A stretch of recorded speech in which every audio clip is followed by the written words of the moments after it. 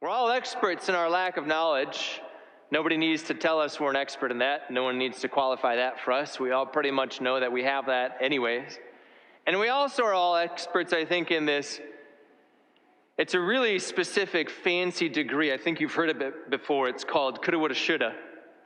Anybody ever heard of that one?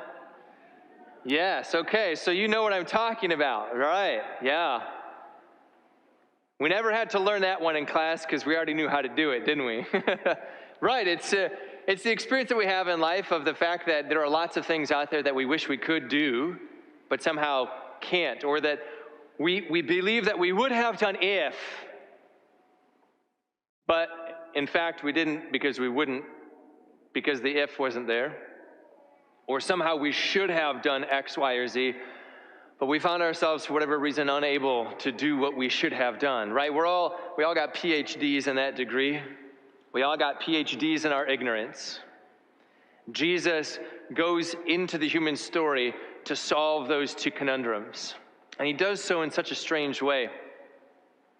Because we believe that in a world that needs to solve problems, the way that you solve problems is through these two very means.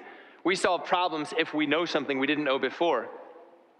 Knowledge, somehow we believe, in a lot of our experience, in a limited way, it does, right? If we have knowledge, we'll do something different. Or if somehow we had power that we could have done, it would have happened, or we would have done or if somehow we were strengthened into what we know we should do, then somehow the good will come about or the evil will be prevented, and that problem too will be solved.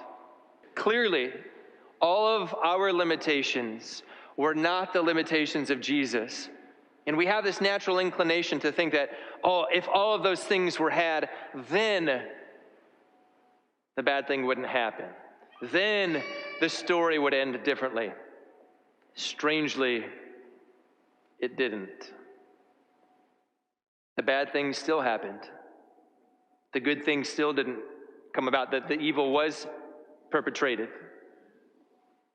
And in the midst of that, the Lord, right, who comes to solve, right, the problem of the broken heart, the wounded human heart. He does come to solve that problem, but he doesn't do so in the way that we think solutions should happen.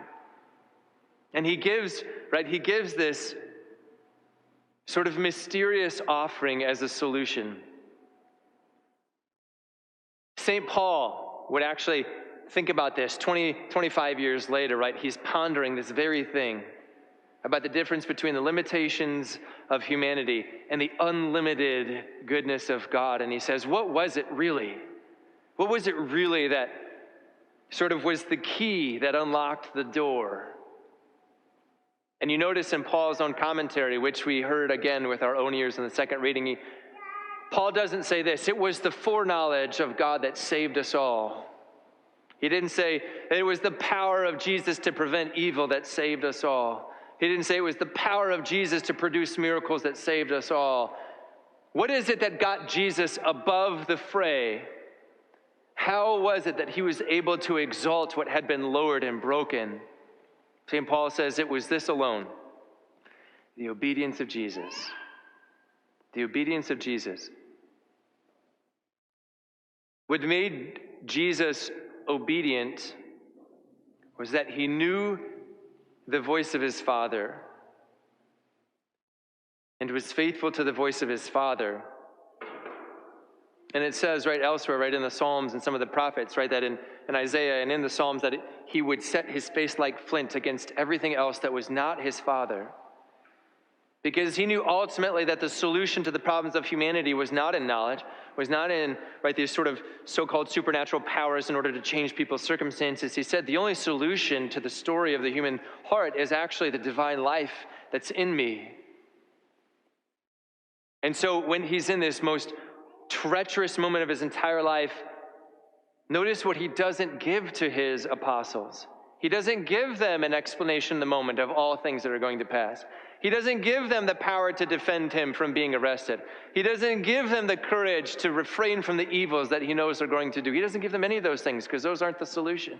What Jesus does do is he says, here, this is my body, this is my blood.